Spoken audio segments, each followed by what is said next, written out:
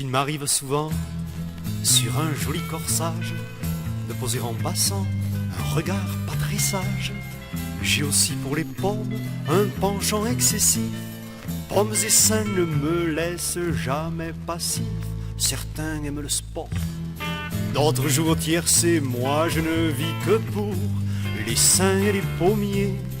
Avant de me ranger au nombre des sadiques, souffrez, je vous en prie, que d'abord je m'explique. Un soir rentrant des champs, alors que je passais l'été de mes 15 ans à jouer les bergers, j'aperçus toute nue à l'ombre d'un pommier la plus belle des filles dont on puisse rêver.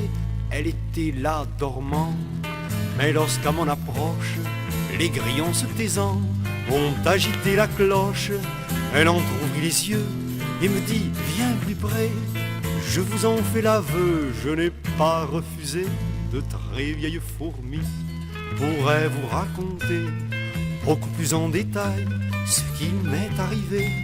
Un merle m'assura qu'une très jeune pie brusquement se signa lorsqu'elle nous surprit, innocents apaisés, recherchant notre souffle.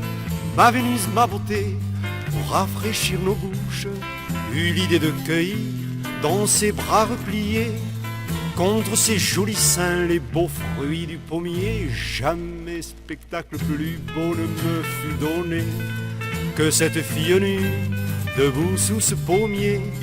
L'image de ses bras tenant pommes et seins aurait fait d'un manchot un maître du dessin. Voilà pourquoi depuis, quand je vois un corsage un peu trop échancré, je ne puis rester sage.